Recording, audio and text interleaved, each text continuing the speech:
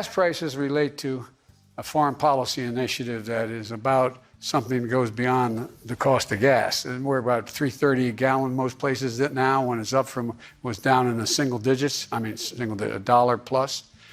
Read you a quote from a letter. Quote, "Today we call on you to use all your authority to take timely action to pressure OPEC and cooperating countries to increase world oil supplies." Okay? I'll say it again. Asking OPEC to increase world oil supplies. You know which awful Republican members of Congress or people asked for this? That would be Maria Cantwell, Senator Menendez, Senator Schumer, and Senator Markey. Quote, May 18, 2018. Madam Chair, and I'd like to ask that this be included in the record. Madam Chair, without objection.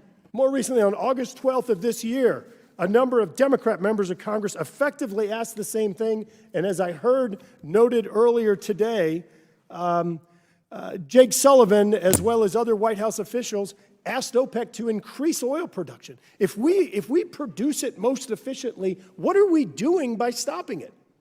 Why? It clearly, we're going to see a 60% increase in global demand for energy, a 60% increase.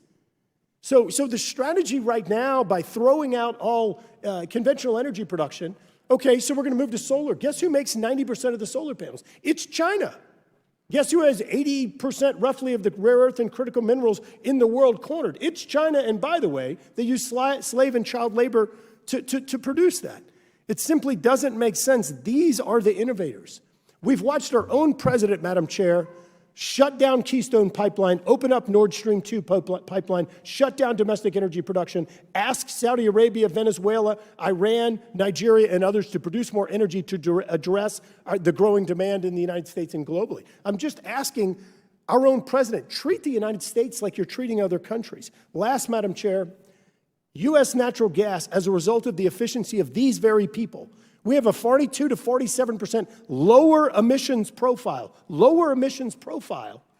than Russian gas being delivered to Europe or Asia. This is part of the solution as we move forward, meeting this growing energy demand with solar, with wind, with wave, with geothermal, with nuclear, with other. Enter Ron Ness, the North Dakota Petroleum Council president. Tim Stewart with us as well, the U.S. Gas and Oil Association president. They're working with a group of 10 oil and gas trade groups to effectively say, look, administration, Congress, we want to work with you, but let's get past the name calling. I think I've got that right. And gentlemen, I want to welcome you both. It's a pleasure to have you here.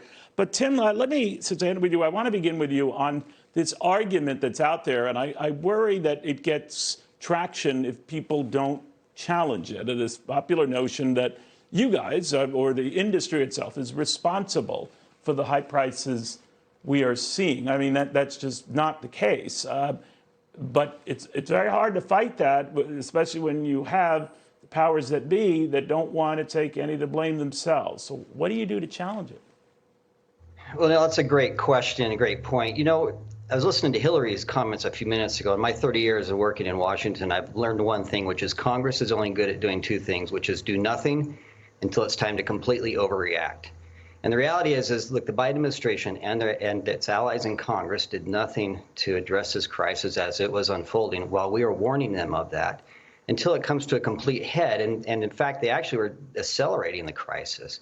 And so when it all comes to a head, they trot out some moldy old ideas from the 70s with regards to windfall of profits tax or price gouging.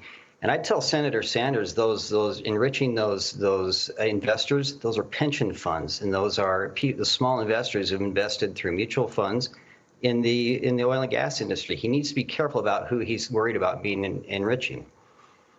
Yeah, you raise a very good point. I mean, a lot of people who invest in energy stocks, oil stocks in general, of course, love the added appeal of oil companies that pay dividends, of income that you can get from investing in a company, in a stock, and those are not fat cats at taking advantage of that. A lot of people, this is paying for their retirement. Leaving that aside, Ron, I'm curious as to how you work with an administration, though, that has already said we're not for opening up Keystone or even expanding domestic oil production, points the finger back at you guys to say there are a lot of unused contracts and leases on land, and if you were so hot to take advantage of that, you would, and you're not. What do you say?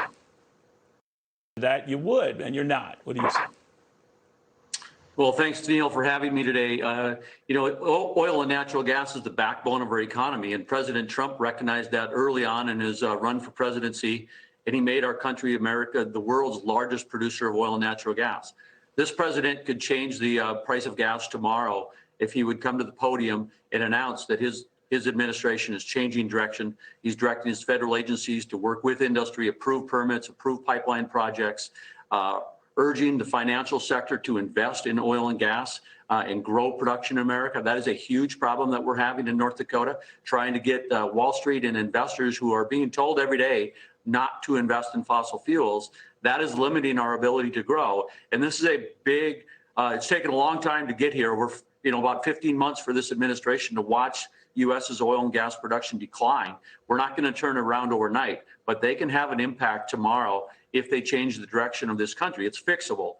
We can make the cleanest barrel of oil in the world in North Dakota and the Bakken, and we can grow our production in America to offset Russian oil production. So it can happen. It's just that there's a constant diatribe, almost wanting energy prices to be high for the talking points you saw earlier from the Democratic Party.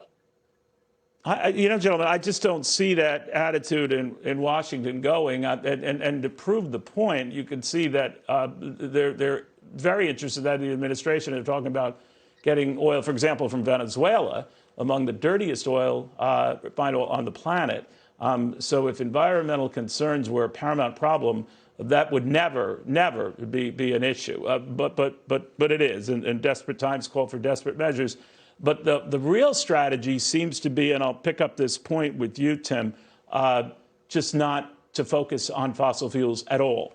The push right now, because of these higher prices, to electric vehicles, which of course is good news for environmentalists because they want us off the stuff that you're touting. So how do you change minds, or can you? Well, that's that is a challenge that we have in trying to help scope this narrative. And the reality is what they're proposing just isn't grounded in reality.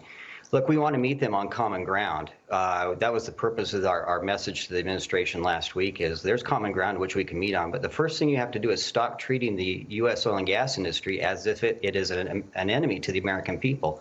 For whatever reason, Venezuelan crude in their mind is better than Wyoming crude or North Dakota crude. And that is just a false narrative that we are struggling to change. To Ron's point, though, Neil, we've got 4,600 permits that could be approved today. We're waiting on additional approval from the administration to get our infrastructure built. For an administration that's so emphasizes infrastructure so heavily, pipeline infrastructure is as important as any other road or bridge. The other thing that they could do, though, is send a clear message to Wall Street, which is it is okay to invest in the oil and gas industry in the United States. They've got to stop sending nominees to Congress who are openly hostile to the industry. They've got to pull back some of these rules that they're coming out of the SEC and labor and others, essentially trying to debank industry. And in doing so, we'll be able to bridge that transition. Look, we all want to get there eventually, but we'll be able to bridge that transition, but it isn't going to happen tomorrow despite their best wishes. But it isn't going to happen tomorrow despite their best wishes. So, Ron, Tim had mentioned that you guys have communicated with the White House. I don't know if that directly includes the president. What have you heard back? Because their actions seem to be speaking fairly loudly on this. They're not open to domestic production at all. There's nothing that seems to hint of that. So is this all a waste of time or what? Well, we sent a letter to the president last week, 10 oil and gas trade associations across this country.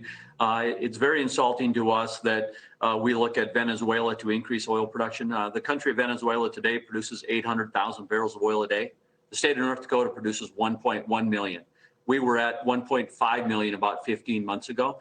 With the right regulatory policies, the right investment climate, we can increase production in America. That adds jobs, it adds wealth, it adds It adds to our economy. But more importantly, maybe in the geopolitical world, it truly helps our friends and allies across this world in this situation we're in with the Ukraine. It didn't take a rocket scientist to understand that demand was going to go up after we got out of COVID.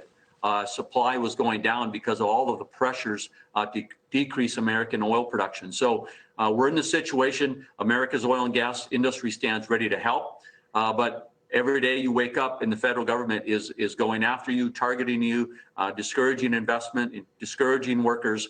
Those things diminish the willingness of the industry to be able to ramp up, and it doesn't happen overnight.